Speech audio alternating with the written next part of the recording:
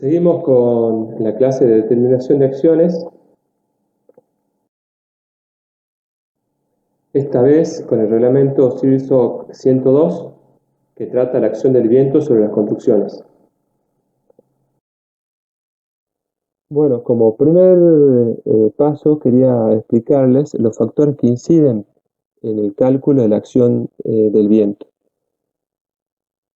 Primero principal, la ubicación geográfica, la topografía, las dimensiones de la estructura, la rigidez de la estructura, destino o función del edificio, protección por parte del entorno, ya veremos que se define como rugosidad, forma del edificio, proporción entre abertura y fachada.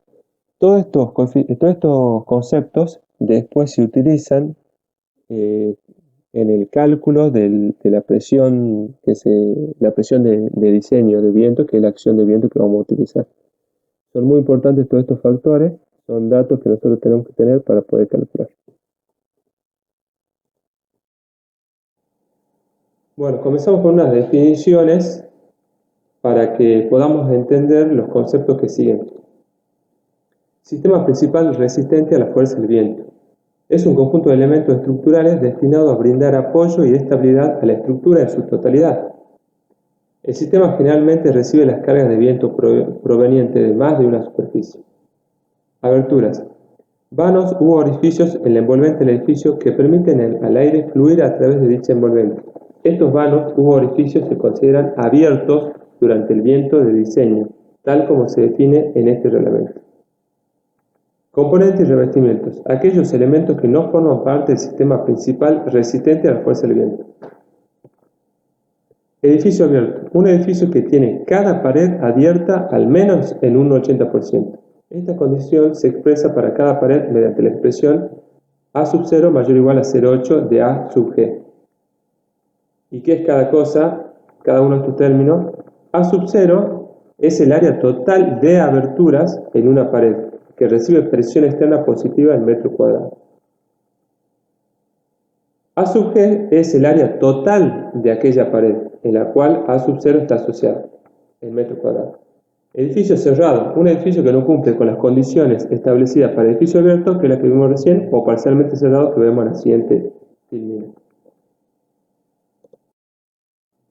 Edificio parcialmente cerrado, un edificio que cumple con las dos condiciones siguientes.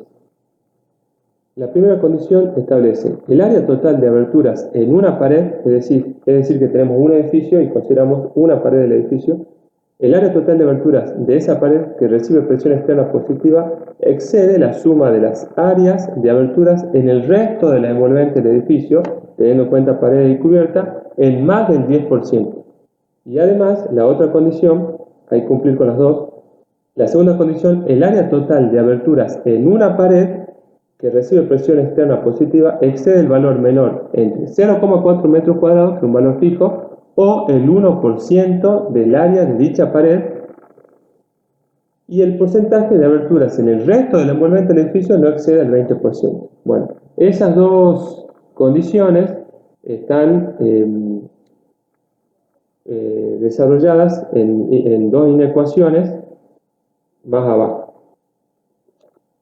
en donde los términos A sub 0, decíamos que A sub 0 es el área total de aberturas en una pared que recibe presión externa positiva en metro cuadrado. Entonces A sub 0 es el área total de aberturas de una pared. A sub G es el área total de aquella pared con la cual A sub 0 está asociada. O sea que tenemos en cuenta una pared del edificio y ahí asignamos el A sub 0 y el A sub G. En esa pared tenemos A sub 0 y tenemos A sub G. A sub 0 sería el área total de abertura de esa pared y A sub G sería el área total de esa pared. Después tenemos otros dos conceptos que sería A sub 0i y A sub Gi.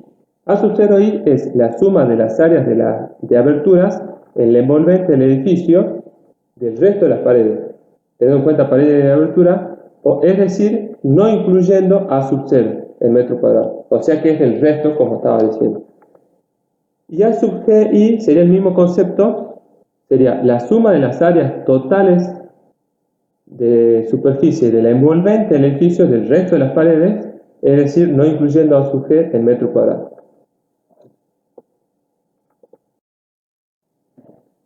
Introducción. Los edificios y otras estructuras, incluyendo tanto su sistema principal resistente a la fuerza del viento como sus componentes y revestimiento, se deben diseñar y construir para resistir las cargas de viento que se especifican en este reglamento.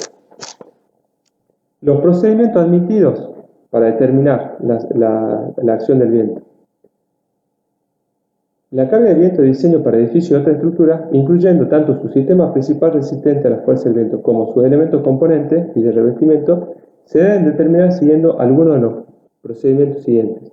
Tenemos tres procedimientos: método 1, método 2 y método 3.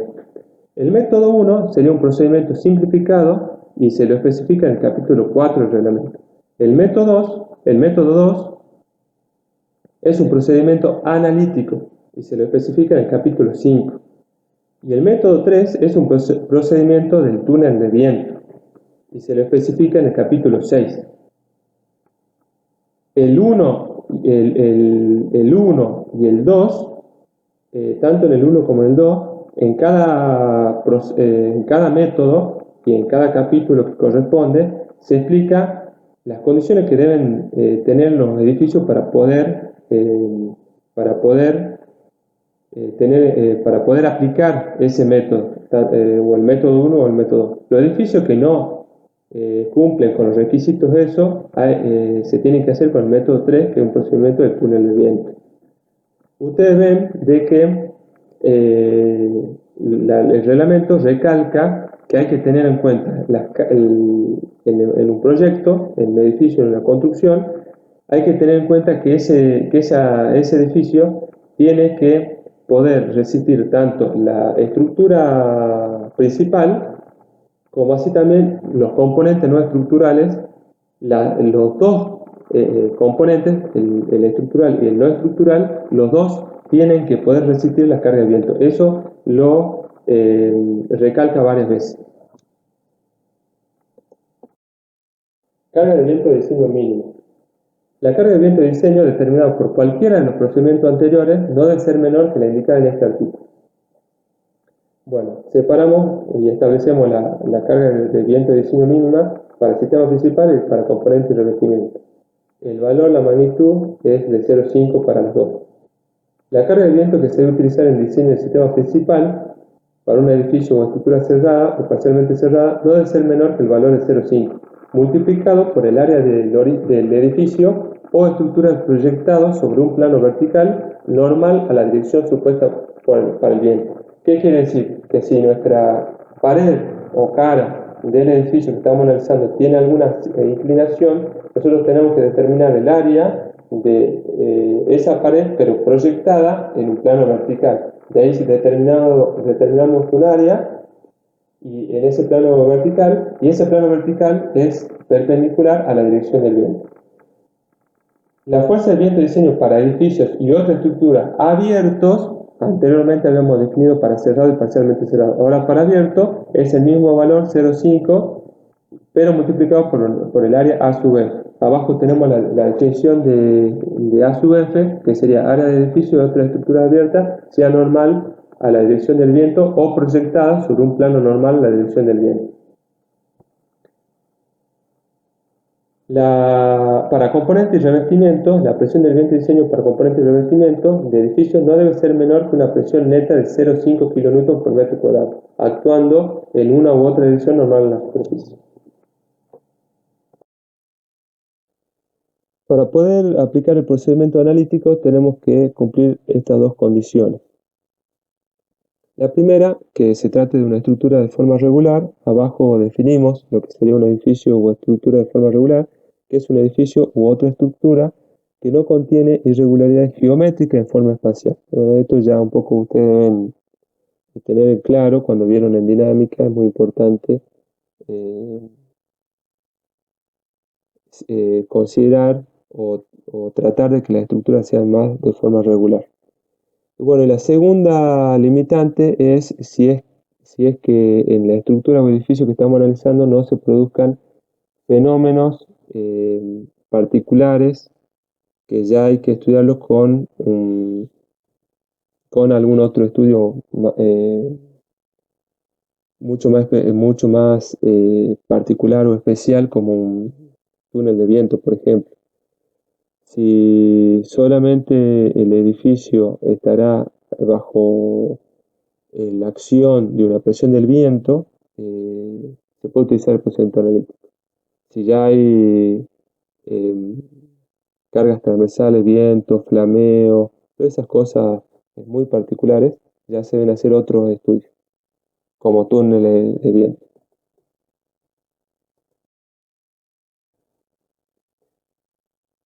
Procedimiento de diseño. En el procedimiento analítico tenemos 10 pasos que vamos a ir haciendo paso a paso para llegar a obtener la carga de viento de diseño, ¿sí?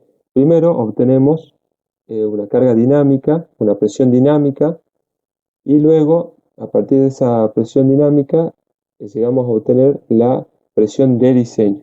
Para ello tenemos que calcular diferentes factores, ¿sí? Diferentes factores que para cada factor se va a utilizar diferentes figuras y diferentes tablas. Vamos a ir paso a paso, es medio largo, pero si seguimos paso a paso, vamos a llegar a obtener la presión de diseño que necesitamos.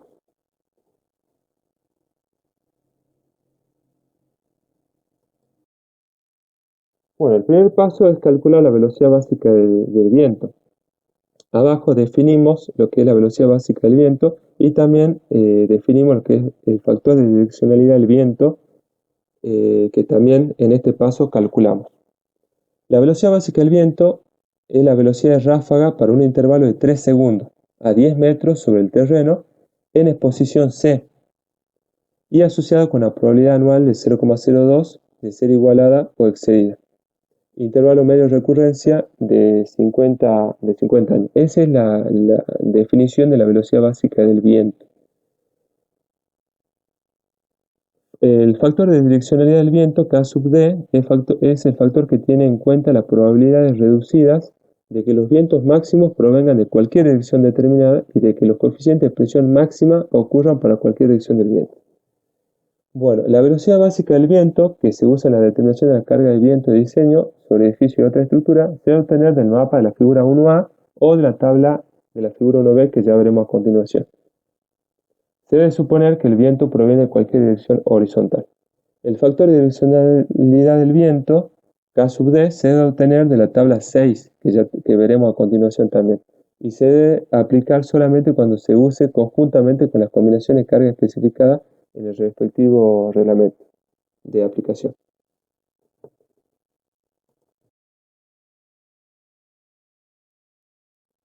Esta es la figura 1A de velocidades básicas del viento según la región, según la zona dentro del país. Como ven, son contornos en los cuales está permitido hacer una interpolación lineal entre contornos. Si nos acercamos, Salta, por ejemplo, está alrededor de 36 metros por segundo. Estas velocidades están en metros por segundo.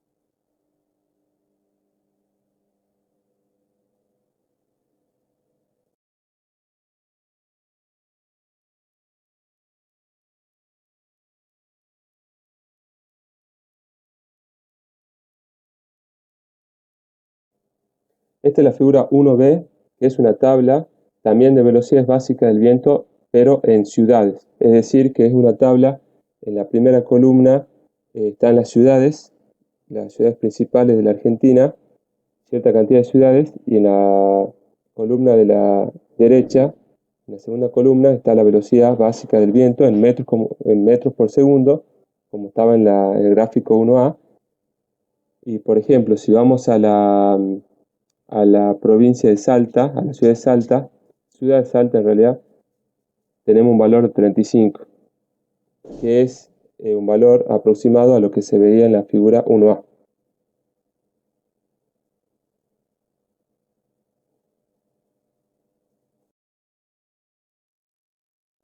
Esta es la tabla 6 que decíamos para calcular el factor de direccionalidad K sub D.